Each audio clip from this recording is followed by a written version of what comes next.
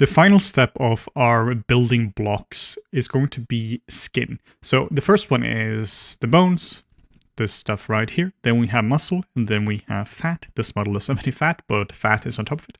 And then we have skin. And really, skin is going to be one of the last things that turns this guy here from looking like an crochet sculpt to looking like an actual human. I find this to be a pretty common mistake, actually, where a lot of people seem to forget that people have skin, and not just having skin, but like how heavy skin can actually be. What happens when you have skin is that, if you look here on the left, is that it's not just that it just kind of wraps over it. It's if you have shapes that, let me find a better angle for this. This is actually pretty good from the side here. If you have shapes like this, it's not like skin wraps over like so, and it's just like some tape going over it. What actually happens is that it just unifies the whole thing. It just goes like so. It just makes the whole thing look way more homogeneous. So that's what you're seeing on shapes like this as well. This is what you're seeing in shapes like this. Everything just becomes more homogeneous. It's really rare that you can see like proper striation like this, or that you're seeing like the exact shape of the collarbones and such.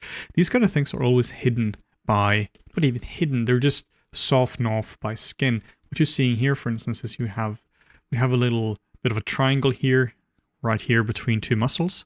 We'll get to these specific muscles in the future. But here we have a triangle, and a very common mistake in the beginning, particularly if you're even learning about anatomy. Sometimes if you're learning about anatomy, your sculpting might actually get worse, because now you're just going in and you're just going crazy with this. You're really going in and defining the bones, and you're defining the muscles, and all that is like technically great in terms of origin and assertion. But it becomes too anatomical. It becomes too medical. People are not just a collection of bones, muscle, fat, skin. Well, they are, but not visibly, not the outer layer. The outer layer is basically homogeneous. It's basically a character person where you can see them as people. You don't just see them as individual elements. So this is really important. This is really where everything becomes nice and unified in the end, where you're not just left with bone, muscle, fat, skin. The end result actually is transformed into something which is better than just the sum of its parts. Technically, yes, you are just a collection of these things, but those things are just mechanical. Those are just layers you're adding on top of each other.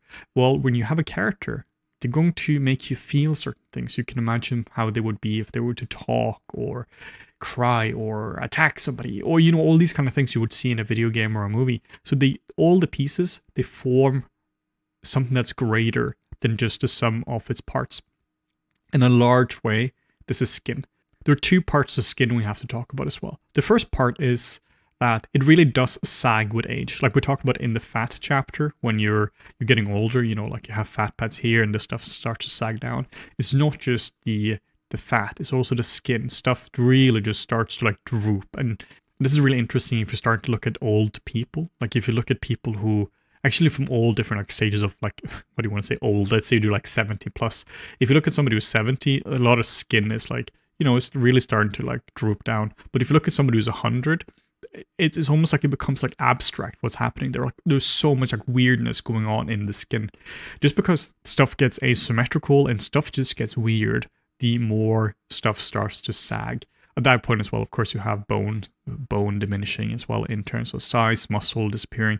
So stuff just gets weird at that point. But skin really, really does start to sag. You can describe this kind of stuff just with shapes like this, where stuff is just sagging. But keep in mind that it's not just skin sagging, it's also fat as well. Now, for instance, what's described here in this character, like exactly where I'm masking, this is a combination of skin and fat. Like the shape here, there's a fat pad going here, and this would just sag down as you get older. So you see it often this shape here. The other thing that's interesting about skin is, wow, beautiful sculpting, Henning. Beautiful. Another thing that's interesting about sculpting is once you start to compress something or stretch something, you're going to be able to see that really well. If you were to, for instance, I'm gonna do this guy dirty now, but if you were to just do like, let's see, he's doing like a push-up or something. We're just crunching this guy together, just doing this, and we're just doing like this stuff.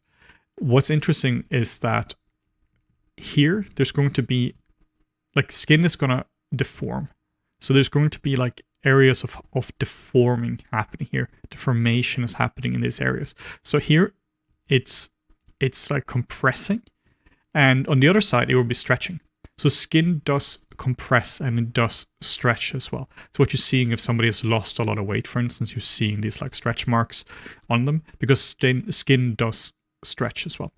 So this is just important that skin actually really does compress in some of these areas. This is something that's really important to think about. Skin is not just a thing that's just kind of on top of the whole thing. You can pull your skin, like you can take like the skin here and you can just like pull this out, for instance, and just for fun if you want, and you can just see how much it actually pulls.